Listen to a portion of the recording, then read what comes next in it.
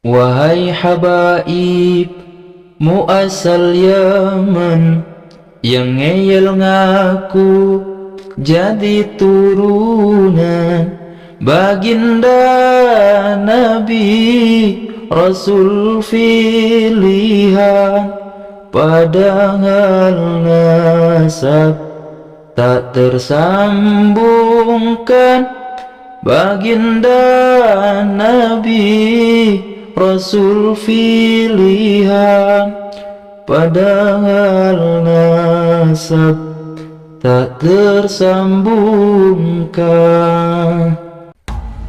Assalamualaikum warahmatullahi wabarakatuh. Sahabat Akang Sefu Channel, sahabat petani kampung yang berbahagia, alhamdulillah pada malam hari ini kita masih diberikan kesempatan, masih diberikan kesehatan untuk bisa saling bertatapan walaupun hanya sekedar dalam siaran. Sahabat Akang Sefu Channel, sahabat petani kampung yang berbahagia, dalam hidup ini ada dua macam manusia. Mereka yang hidup dari kebenaran dan mereka yang hidup dari kebohongan. Tapi di antara mereka berdua ada yang paling berbahaya, yang sangat semestinya harus kita hindari. Ialah mereka yang hidup dari kebohongan, tetapi menyamar di balik jubah kebenaran. Dan itulah yang terjadi hari ini di tengah masyarakat muslim, di tengah umat Nabi Muhammad SAW. Ada segelintir golongan yang mengaku sebagai keturunan Nabi, yang mengaku sebagai ahlu bait Nabi, menjual nama Nabi, membungkus kehormatan Nabi dengan nama-nama yang mentereng.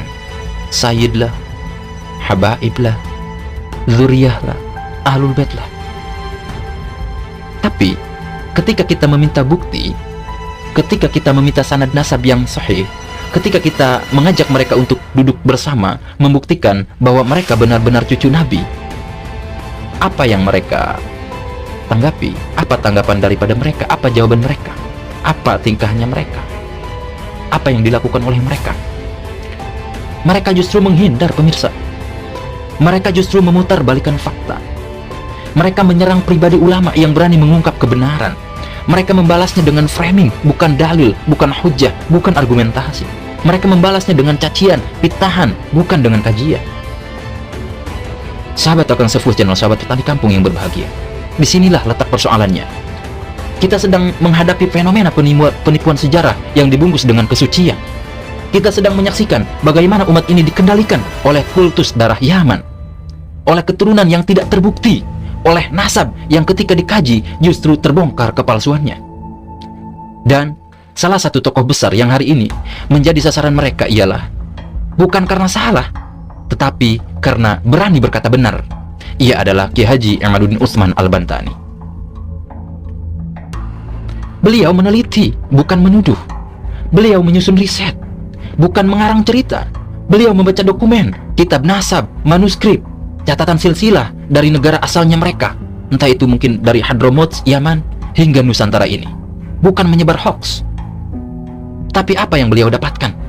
Beliau difitnah, beliau dilabeli munafik, beliau dilabeli kafir, beliau diancam, beliau dicaci maki, ujaran kebencian, beliau dibunuh karakternya, pencemaran nama baik.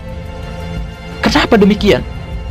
Karena beliau berani membuka kenyataan yang selama ini dikubur dalam-dalam, bahwa klaim Habaib Ba'alwi adalah dzurriyyah Nabi adalah klaim yang tidak terbukti secara ilmiah, tidak valid secara nasab, tidak bisa dipertanggungjawabkan secara syar'i. Padahal ulama menyatakan bahwasanya la yajuzul iddia lin nasabi syarifi illa bibayyinatin qati'ah aw syuhratin mustafidatin tsabitah. Bahwasanya tidak boleh seseorang mengaku-ngaku sebagai dzurriyyah Nabi kecuali dengan bukti yang pasti, yang qat'i, atau syuhrah, yakni ketenaran yang terbukti secara mutawatir. Apakah para Habib Ba'alwi punya sanad nasab yang mutasil? Tidak, pemirsa. Apakah mereka punya ijazah nasab dari lembaga-lembaga ahli yang memang diakui nasabnya itu terpercaya? Tidak. Apakah mereka bersedia diuji di publik untuk memverifikasi jalur nasabnya dari bawah hingga ke atas? Tidak.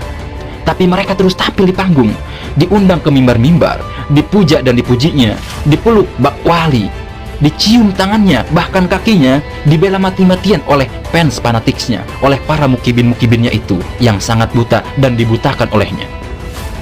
Dan sangat yang paling menyedihkan, ialah mereka membiarkan umat terjebak dalam kebohongan yang diwariskan turun-temurun. Lalu pertanyaannya, kenapa para habaib Ba'alwi tidak pernah mau mengaku bahwa mereka bukanlah keturunan Nabi? Di sini letak jawabannya. Akan saya beberkan. Tapi sebelum itu kita merokok dulu.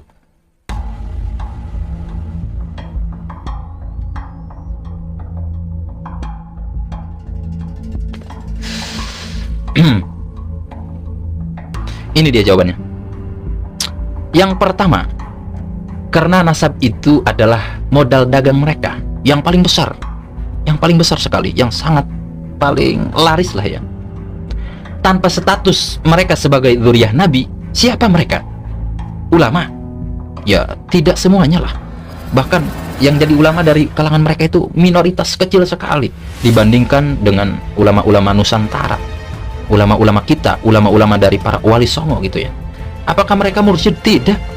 Fuqaha? Tidak sekali. Banyak yang tak paham kitab kuning bahkan kan. Sekelas oratornya, sekelas imam besarnya saja tak paham kitab kuning. Sekelas panglimanya saja itu siapa, Bahar Smith, itu tidak paham kitab kuning, baca kitab aja kebalik. Tapi karena apa mereka bisa setinggi itu, bisa sefenomenal itu? Karena ada stempel Habib, stempel dzurriyyat Nabi, cucu Nabi. Maka semua pintu terbuka. Majelis taklim lah, pintu politik, jabatan di ormas, bisnis dakwah, bahkan ya donasi yang tak terhingga karena mereka mengaku sebagai dzurriyyah Nabi. Mereka hidup dari status hidup dari klaim, dan klaim itu hidup dari kebodohan umat. Nah, itu yang pertama. Kemudian yang kedua, karena kebenaran akan menghapus warisan keistimewaan yang mereka nikmati selama ini. Nah, kita main analogi. Nah, jika mereka mengaku bukan dzurriyyah Nabi, maka tak ada lagi yang mencium tangannya otomatis, bahkan kakinya, bahkan lutut-lutut di hadapan mereka. Tak ada lagi glorifikasi yang tak berdasar. Tak ada lagi keistimewaan, keistimewaan lebih di atas kiai, di atas ulama, di atas ustadz, di atas gus-gus yang ada di Nusantara ini. Selama ini kan mereka merasa lebih tinggi kan daripada kiai, daripada ulama Nusantara. Akan tetapi setelah terbongkarnya, jika mereka mengaku sebagai dzurriyyah Nabi, mereka akan jadi manusia biasa seperti biasa-biasa sederajat ya masyarakat awam pada umumnya. Karena mereka bukan ulama, bukan kiai kan. Nah, padahal selama ini diperlakukannya mereka itu bak Tuhan kecil di Nusantara ini.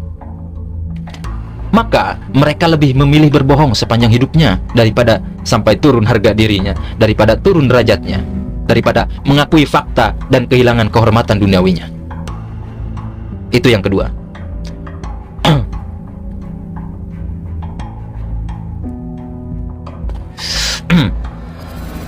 Kemudian yang ketiga, karena mereka tahu mayoritas umat tidak akan meneliti.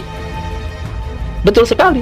Bahkan sekarang itu orang-orang sudah nyaman kan dengan doktrin-doktrin, dengan dogma dari turun-temurun para leluhurnya. Bahkan ada yang berani mubahalah walaupun mereka itu tidak tahu akan kebenarannya. Banyak sekali. Mereka dengan dalih hanya mengikuti gurunya sajalah ataupun gimana. Ini kan ya tidak etis kan. Gitu. Nah, umat kita lebih suka ikut tren ketimbang berpikir. Lebih suka ikut-ikutan ketimbang menganalisis. Lebih suka menyembah keturunan Nabi palsu ketimbang belajar tentang Nabi itu sendiri. Itulah kenapa ketika Kiai Haji Imaduddin Utsman Al-Bantani mengajak umat untuk membaca ulang sejarah, yang marah bukan orang kafir, tapi ulama yang hidup dari gelar, dan jamaah yang fanatik tanpa ilmu. Karena ini adalah faktor subjektivitas.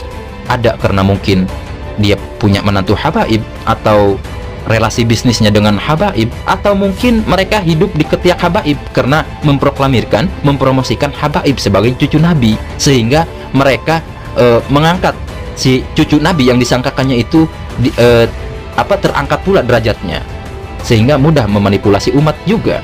Jualan air barokah katanya dan sebagainya. Ya padahal gimana mau barokah, dia aja pembohong, dia aja pendusta mengaku sebagai cucu Nabi. Memang ada keberkahan dari kebohongan? Nggak ada kan?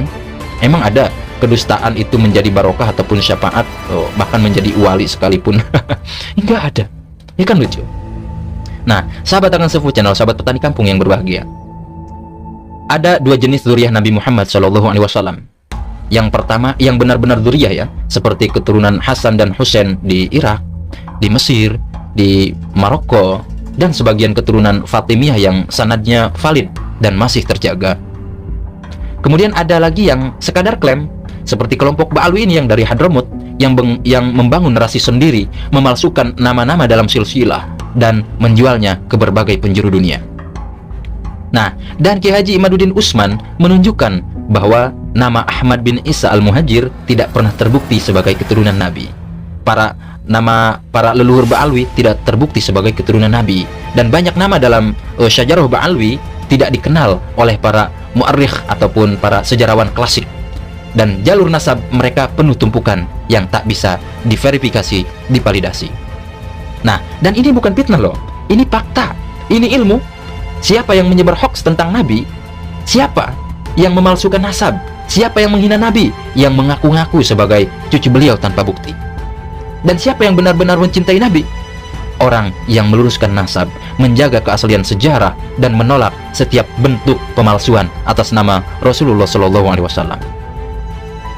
Maka hari ini saya ingin katakan dengan lantang, jika Anda memang keturunan Nabi Muhammad SAW, maka buktikanlah.